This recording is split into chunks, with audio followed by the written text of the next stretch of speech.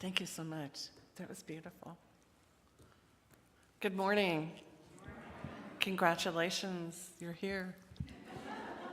You're here. You know, it's something when things like this go on in the community and you want to be here. So I'd like to take the quote that Damien read and read it in a more modern context. When we're done with the selfish aims that now divide humanity, when the illusion of false values dissolve into nothingness, a second birth will be in the field of consciousness, in our consciousness. And I thought that was perfect for the title of today's talk, which is Divine Ideas. In Deepak Chopra's book, The Book of Secrets, fantastic book, he writes that a thought is an image or an idea flowing through our mind. Well, you know that. But to the universe, a thought is a step in evolution. A step in evolution. It's a creative act. When we invite greater access to the infinite intelligence that's available to us, it's a step in our own evolution. We're growing. On the other hand, if we restrict our mind to what we already know and don't really effort to learn anything else, evolution slows down.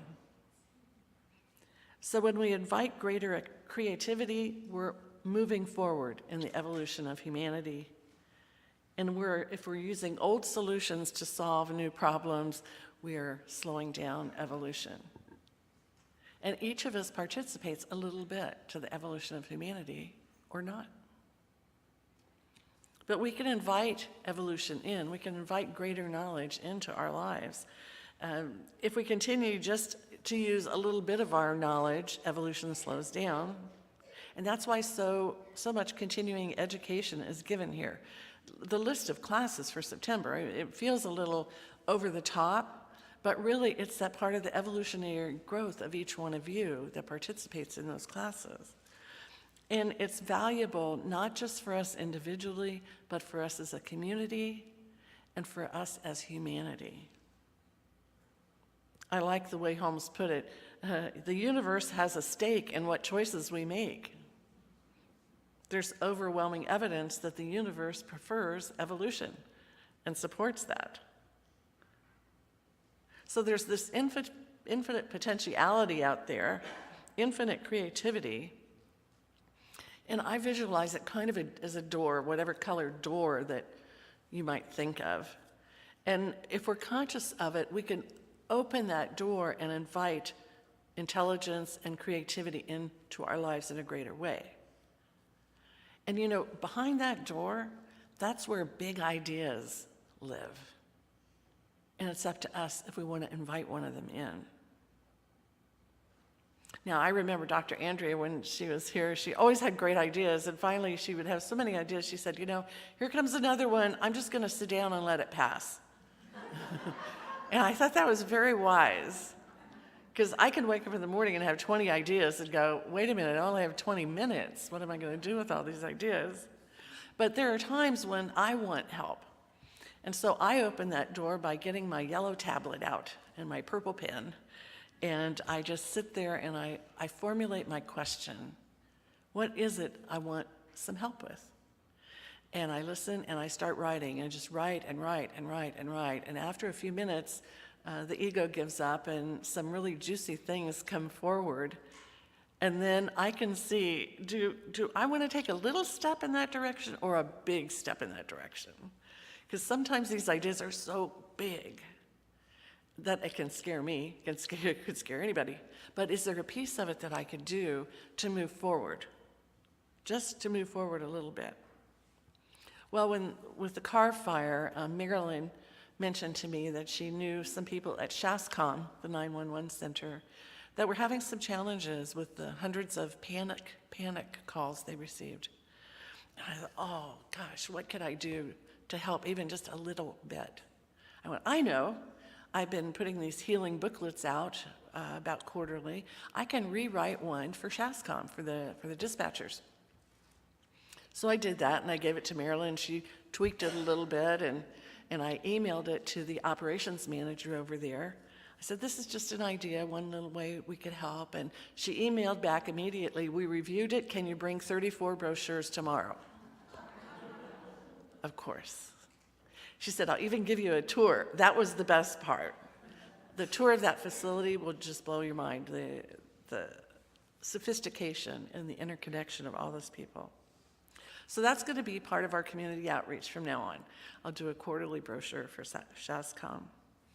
But around the world, many people are doing really, really big ideas. And a couple months ago, I talked to you about that teenager that Dutch teenager, Boyan Slat, who was diving in the waters off Greece, and he was surrounded by plastic.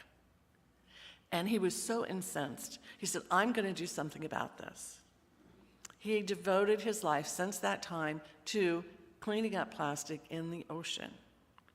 He founded a nonprofit. He got government donations, company donations, individual donations, and he raised $17 million. Now, I don't know if you saw the paper this morning. Here we are, yesterday in San Francisco, his first ship of his kind went through San Francisco Bay out into the ocean. It's going to an area for 2 weeks. They're going to test it out, and assuming it works, they're going to tow it to the big garbage patch in the ocean, which lies halfway between California and Hawaii. A teenager. I mean, how impressive is that? I made copies. They're on the board desk if you would like it. It's so impressive. This is called number 001, and he's planning 60 of these vessels. That's big ideas, really big ideas. So Paul said, okay already, but you didn't look at AARP this month. Anybody get AARP? Probably half of us. Great article in here about research on aging eyes. Anybody with any glasses, macular degeneration, or even part of it, you'll be really thrilled to hear this. There's been a new lens created called Symphony, and it's a breakthrough for people who have had cataract surgery. And in cataract surgery, if they insert this new lens, if, as is typical years later, those who have had cataract surgery have to have another surgery, they can do it right with this lens, stay in place, and you don't have to have another surgery. They can correct it right with this lens. Isn't that awesome? It's really exciting, really exciting. And then there's stem cells, gene therapy using stem cells from our own body that can replace cells that cause macular degeneration. They think it'll be available in about 10 years, so hang in there. And then there's gene editing. This blows my mind. People who are getting age-related macular degeneration can be cured when they enter a new code into your DNA, and they describe it as using the cut and paste feature on your computer. Cut and paste your DNA, and that will prevent you from having macular degeneration. But it's already been approved by the FDA for children who have inherited blindness. They've already approved that for them. So these are really big ideas, obviously. A little more than I could take on. But when I look out and read these things, I see somebody discovered X, somebody has Y, and they bring them together and they create Z. They create a whole new idea out of these divine ideas that started in each one. Sometimes it feels like people just catch a new idea. If you've ever had that happen, you wake up and, oh, I could do music a different way. I could learn a different instrument, anything. You just kind of catch a new idea. And I go, do I want to grab that one, or do I want to sit down and let it pass? And enough people in the world are saying, I'm on that one. I'm going to do that one. Well, last month, Paul and I took a 12-day cruise through the Great Lakes. Fabulous cruise, if you ever want to do it. It's just fabulous. But at one point, we landed in Detroit, and we got to tour the Ford Motor Company Museum. Anybody done that? Put it on your bucket list. Honest to God, it just blows your mind. There's no doubt he was open to divine ideas. You know, he was born in 1863, and he grew up in a farm, and he realized he really did not like farm work. So, as a teenager, before he even graduated from school, he went to Detroit and became an apprentice machinist at Thomas Edison's illuminating company. So he got to work with the whole new aspect of electricity, but also he got familiar with what was being done around the world by different people on what can we do to create a combustion engine. So by the time it was 1893 and he was 30 years old, he loved this idea of a combustion engine. And he spent all of his spare time in the shed behind the house where he lived trying to build a gas-powered car. 30 years old. 3 years later, he's still tinkering with it, and he thinks, okay, it's time to start an automobile company, which he did, and it failed. Then he started another automobile company, and it failed. And then he started the third automobile company, and by that time, he had enough divine ideas, enough knowledge, it became the Ford Motor Company. It became a success because he was building cars for ordinary people to drive every day. Ordinary cars. His first car was a Model A.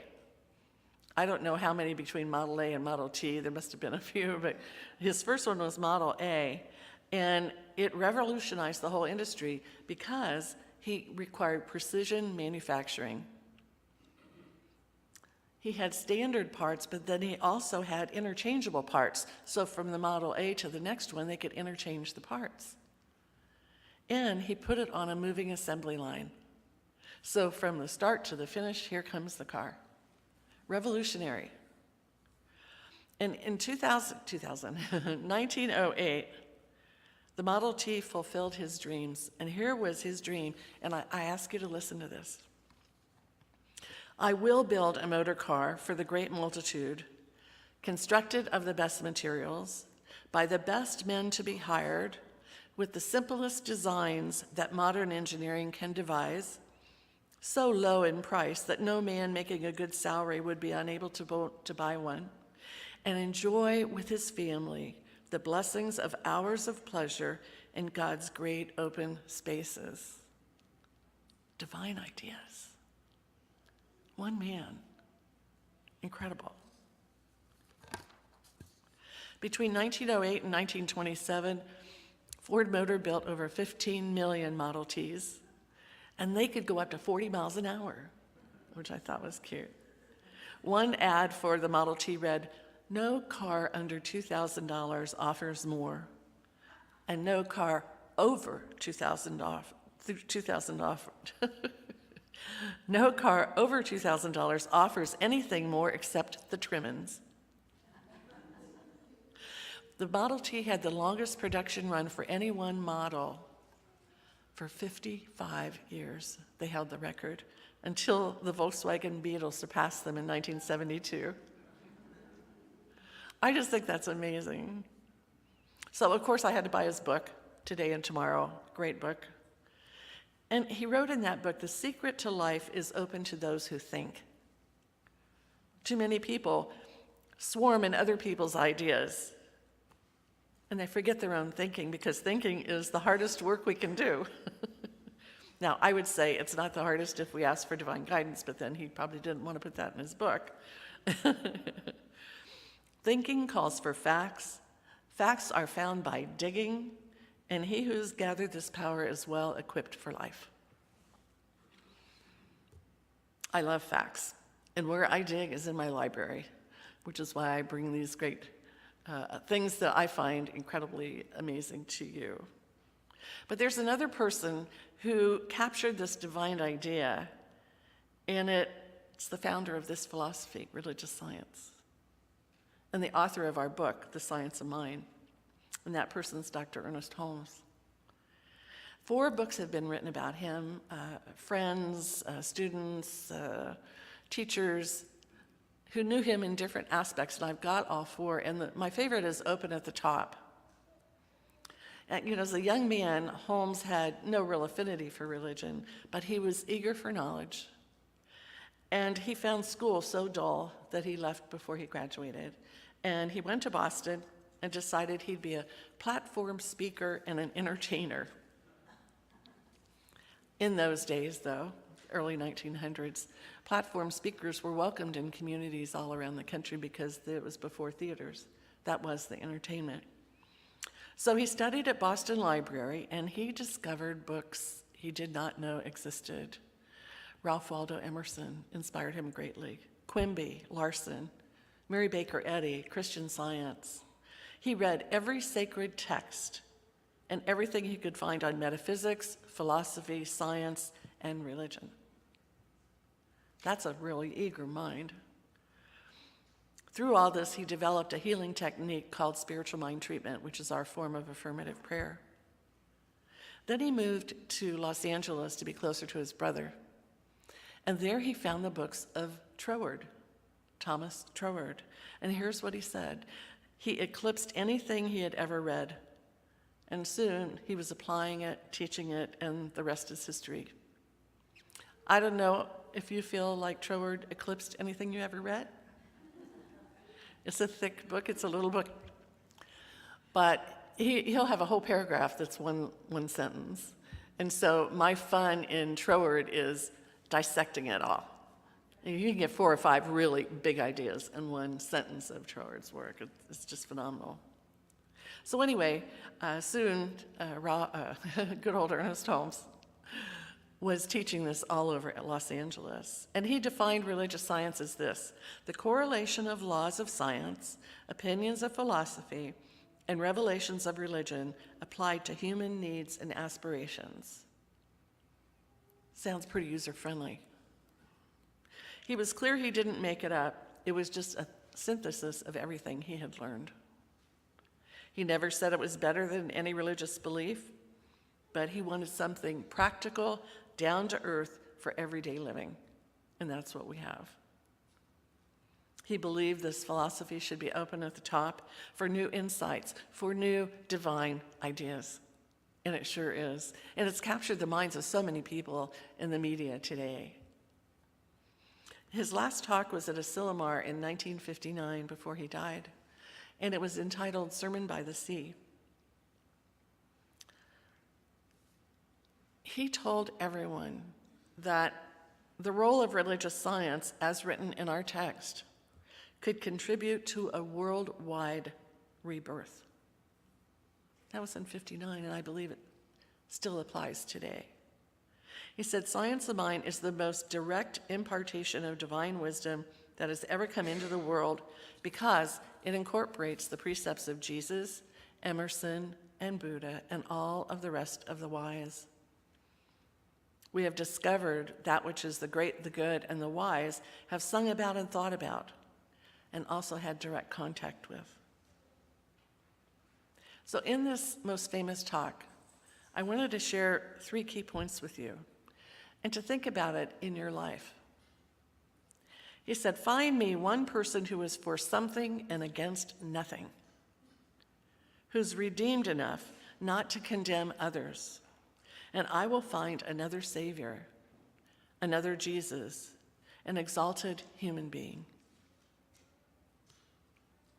Find me one person who no longer has any fear of the universe or God or anything else, and this is someone whose presence we may sit in, and fear shall vanish like clouds on a sunrise. Find me one person who has given all that he has to love, and I will have found a lover of my soul, because he will have revealed to me the nature of God and the possibility within every human being. When he said, find me a person, what he's talking about is these people exist within us. If we would open the door to divine ideas and find ways to express that in a greater way, being for something and not against something, living without fear and only giving love. Those are our challenges from his talk in 1959 to today. One of the things Deepak Chopra said is, oh, did you realize that the universe is a recreation universe? Hadn't thought about that. It's full of food, air, water, and lots of scenery to explore, like with Henry Ford's Model T. We are in the flow of divine ideas when we accept that we are free to explore, to move forward, to help evolve humanity, to pay attention to what's happening, and to expand our knowledge. Science of Mind classes here at the center. And AARP, I encourage you to seek out new articles about scientific discoveries. You know why? Because it increases our morale, it makes us feel better. It warms our heart as we age that somebody's looking out for us with big divine ideas. So whether large or small, when you open that door inviting creativity and you decide, well, I'm going to take a little piece of it, knowing somewhere else somebody will take a bigger piece, and then someone else will grab the whole divine idea. So let me close with these words by Deepak Chopra. You are an open channel in your own awareness through which renewal, peace, harmony, creativity, love, and wholeness get a chance to be experienced here on the human plane. Without someone to meet the day, these qualities exist only inside of us or behind the door. Like rain that falls out of a clear sky, we each have the ability to make use of these influences and cause something new to be manifested in the evolution of humanity. Are we watching or are we participating? I think it's time to put them into greater practice in your own way, a small little way or a bigger way, but in some way. And I invite you to begin today. So let's pray about that.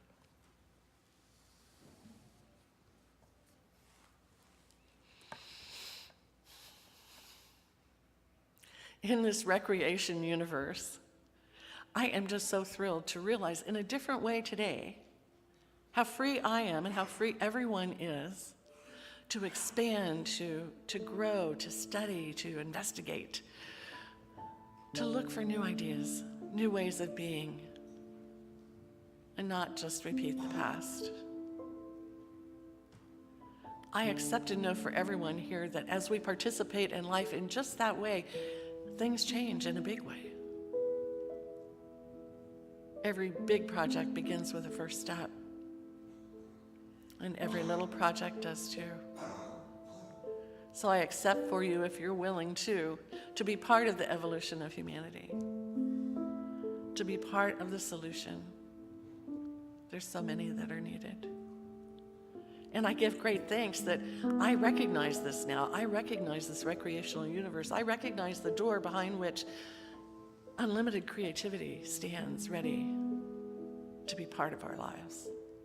And I am so grateful for Ernest Holmes and Spiritual Mind Treatment to help clear my mind and your mind of any confusion or doubt that it's true. We are all one. We all have the same goals to live a life filled with goodness, health, abundance. The offer is there, and today we accept what we can do to bring that to fruition in our own life, this center, this community, and humanity at large. And I say thank you.